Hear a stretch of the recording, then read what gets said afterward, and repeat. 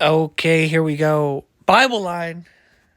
The Marshmallow You want Man. to We keep love things him. simple. You don't want to get super complex. Like if I'm talking with a friend of mine and I know that they believe works save them, I'm not going to start going into the conversation with like how I, the person who believes in free grace, is going to destroy or absolutely annihilate or just burn, roast this guy, this fool for believing in works-based salvation. I want to find common ground. What can we agree on? And then as we move to things that are not agreeable, we're already starting in the right direction. Hey, welcome back to Bible Line. I think a good opener for someone who's a Christian, if you're Pastor Jesse Martinez here, is say, hey, so what do you think believe means? What do you think John 3:16 means? How do you get saved? How do you get salvation? What do you have to do? And then the Lord Shipper spends 30 minutes talking about, how you have to get baptized and love God and repent of sins and all, and he runs it on down all the way. And then you say, oh, well, guess what I believe?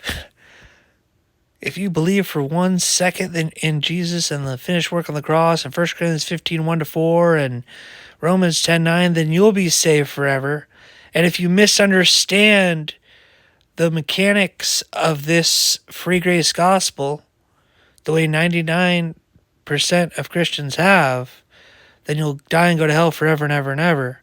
Can you please, for me and yourself, please just bend the knee to my twisted, false free grace message for 1 second so you could be saved forever so I feel better about you. And I think the guy will close his eyes and he'll do what Jesus did.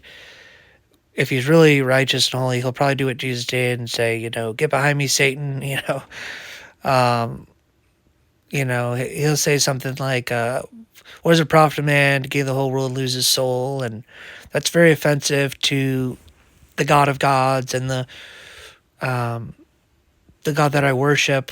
Proverbs 24:9, the thought of foolishness is sin, whatever. And you might run into that, in which case, I guess he's just too far gone. I guess he's just lost.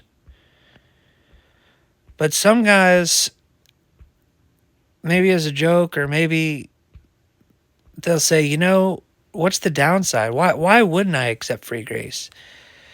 By the time, and then they start thinking about it, they don't have Proverbs 24:9 memorized. They don't know that foolishness is a sin.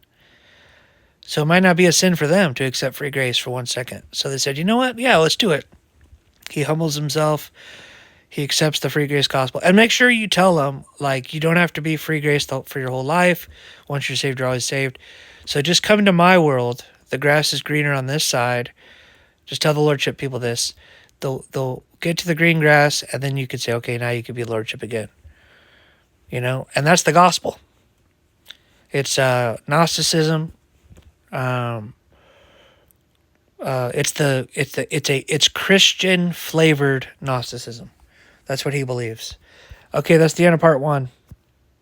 This is called How to Evangelize as a Free Gracer.